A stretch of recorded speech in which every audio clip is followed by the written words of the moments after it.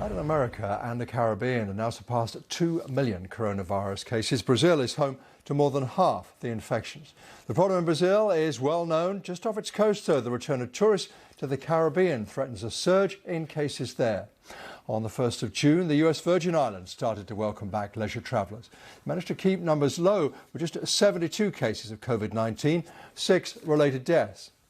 The Bahamas has just 103 confirmed cases and suffered 11 deaths. It started reopening businesses. But international commercial travel will not resume until July the 1st. Let's get more on this now from Dr. Nina Shapiro, Professor of Medicine at UCLA in Los Angeles. Thank you very much for your time. How would you characterize the picture generally in the Caribbean? I think for very large parts of the Caribbean, they have really done an excellent job of keeping the number of cases quite low. As you mentioned, the U.S. Virgin Islands had about 70 or so cases.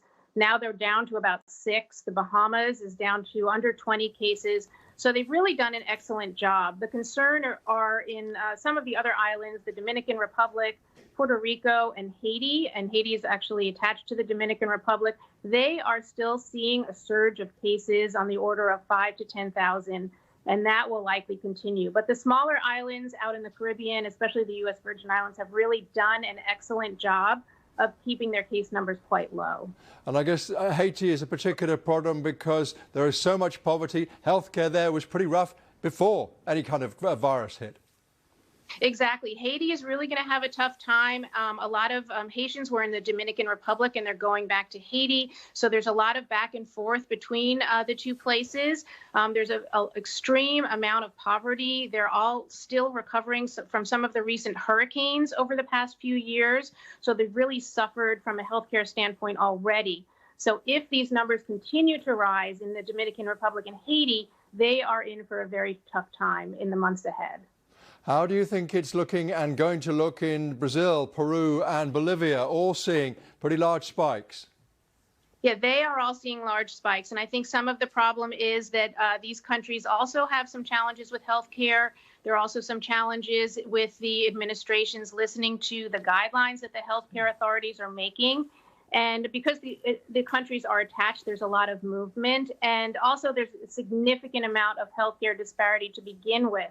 So I think a lot of these countries are going to have a tough time as their numbers continue to rise. So many of the Caribbean islands, of course, depend largely on tourism. It's going to be very tricky to persuade tourists and their money to come back, isn't it? Well, you might be surprised. A lot of tourists are itching to move around the country, especially those in the Northeast and the Southeast.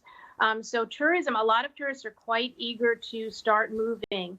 And I think that the cruise lines are not going to be open until mid-September, which is really the peak of hurricane season. But there are already flights going down to the Virgin Islands, and people are getting screened when they arrive. Some of the other islands, for instance, in the Bahamas, people are actually required to be tested for COVID-19 prior to or on arrival. So they're really trying to contain the tourism, but I think a lot of tourists are actually quite eager to go to that beautiful remote island after these past few months. Professor Shapiro, thank you so much. Thanks for having me. Thanks to you for being with us. Stay with us.